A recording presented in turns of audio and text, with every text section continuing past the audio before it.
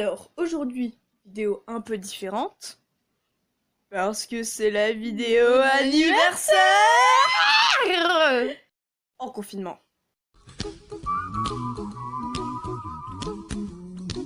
Alors, on va pas forcément faire comme tout le monde, plagier en disant qu'on va parler du confinement.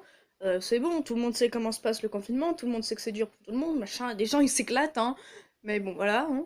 En plus, apparemment, ça sert à rien d'en parler, puisqu'il y a des gens qui souhaitent encore partir en vacances alors que ils pourraient très bien rester chez eux pour pas choper le virus, pour laisser leur famille tranquille. Mais non, non, ils veulent choper le virus, ils veulent avoir testé. Il faut tester le produit avant d'en parler. Bref, on a fait une petite animation spéciale anniversaire de la chaîne, mais avant tout, on va parler de Pâques. Si on en parle dans cette vidéo, c'est pas parce qu'on a oublié, c'est juste parce qu'on s'est dit que ce serait mieux de faire du 2 en 1.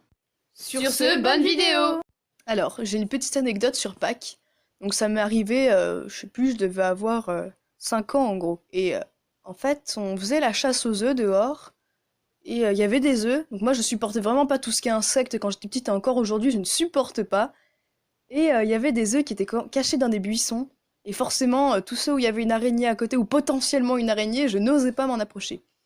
Et je savais que ma sœur et mon frère avaient tendance à prendre les premiers œufs qui leur arrivaient sous la main. Je me suis dit, bah tant pis, les miens ils vont être ramassés. Donc je l'ai laissé. Et quelques heures après, en gros, on rentre à la maison, et je me rends compte qu'il me manque des œufs. J'avais complètement oublié, moi, que c'était moi qui les avais pas pris. Puis je m'étais bien dit que quelqu'un les avait pris. Et non, tout le monde a le compte dans leur panier. Donc je dis à maman, il me manque des œufs. À l'aide. Et elle m'a dit, bah non, t'as sûrement dû le manger pendant la course, quoi, pendant que tu faisais ta chasse. Et bon, je me dis, bah tant pis, quoi, c'est pas grave. Et 6 ans après, je me promène dans le jardin, je sais plus qu'est-ce que je faisais, j'étais en train de faire du vélo, je crois. Et là, je vois un truc briller dans le buisson. Puis je me dis, non, quand même pas. Je m'en souvenais pas sur le coup. Et là, je sors l'œuf qui était vraiment, mais tu sentais qu'il y avait des animaux qui étaient fortement intéressés par le truc.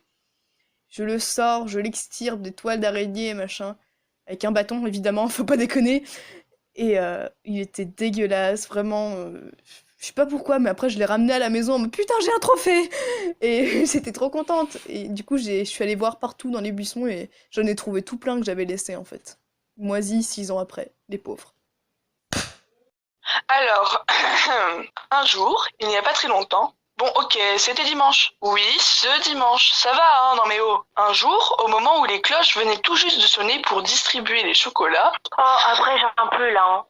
Bon, ok, alors, je voulais faire une chasse aux œufs. Oui, à 15 ans, il y a un problème. Ma mère m'a alors caché 2 chocolats. Je marche 3-4 pas, je tourne légèrement la tête, et que vois-je, pile au niveau de mes yeux, à la vue de tous, un lapin doré. Waouh! Et ça, après seulement 30 secondes.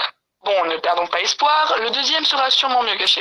J'avance de 3 pas, du coin de l'œil, un reflet doré. Voilà comment en 2 minutes ma chasse s'est finie, avec le visage très fier de ma mère.